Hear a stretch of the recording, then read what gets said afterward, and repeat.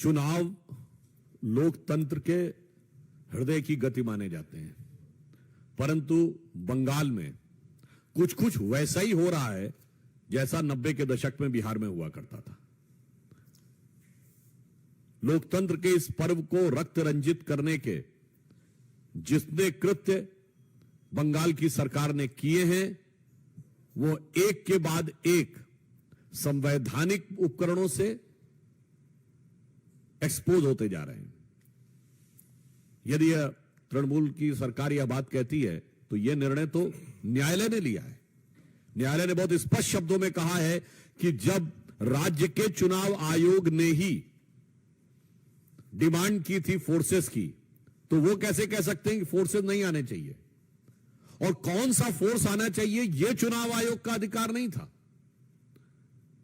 चुनाव आयोग यह मांग सकता है कि मुझे सुरक्षा बल चाहिए, कौन से चाहिए, कैसे चाहिए, यह उनका अधिकार नहीं है। यह प्रश्न करने का अर्थ होता है कि उनके मन के अंदर का जो भाव था कि वो दुरुपयोग करना चाहते थे।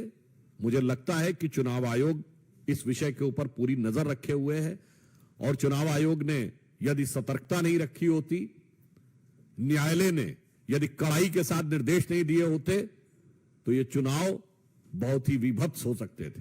परंतु हमारे कार्यकर्ताओं की जिस प्रकार से हत्या, प्रताड़ना हो रही है, इसके उपरांत भी जिस दृढ़ता के साथ वो लड़ रहे हैं, वो लोकतंत्र के प्रति भारतीय जनता पार्टी की निष्ठा का प्रमाण है।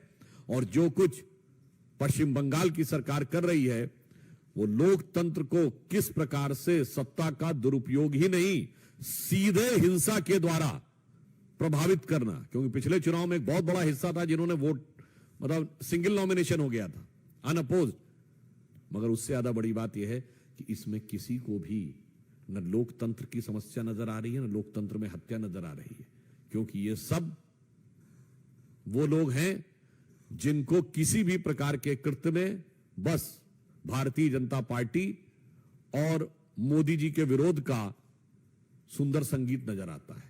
चाहे व्यक्ति कार्यकर्ताओं की हत्या हो जाए, चाहे लोकतंत्र रक्त रंजित हो जाए।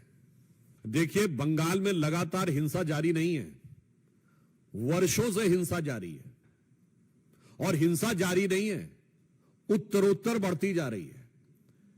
स्थितियां बद से बदतर होती चली जा रही हैं, और हिंसा का स्वरूप यह है कि भारतीय जनता पार्टी के कार्यकर्ताओं की हत्या हो रही है, कम्युनिस्ट और कांग्रेस कार्यकर्ताओं की भी हत्या हो रही है। और इतना ही नहीं, आप सोचिए कि बंगाल को उस मुकाम पे ले जाके पहुंचा दिया है कि तृणमूल कांग्रेस के गुट आपस में एक दूसरे के विरुद्ध हिंसात्मक कार्रवाइयां कर रहे हैं, वो एक दूसरे की हत्या करवाने में लगे हुए हैं। यह दर्शाता है कि बंगाल की वह भूमि जिसे बंगाली भद्र लोग कहा जाता था, जो कला और संस्कृति के लिए पूरे विश्व में जानी जाती थी, जिसकी एक वैश्विक पहचान थी, सिर्फ राष्ट्रीय पहचान ही नहीं, वो आज पश्चिम बंगाल की सरकार में तृणमूल कांग्रेस के इस कार्यकाल में पूरी तरीके से हिंसा, भ्रष्टाचार और अपराधियों को प्रत्यक्ष राजनीतिक संरक्षण देने के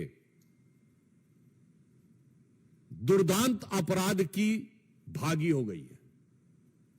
अपराधियों को जिस प्रकार से सत्ता का संरक्षण देकर उनसे हिंसा करवाई जा रही है, यह अपने आप में भारत की राजनीति का बहुत दुखद उदाहरण है। इसीलिए मैंने कहा, दुर्दांत अपराध की भागी हो रही है पश्चिम बंगाल की सरकार।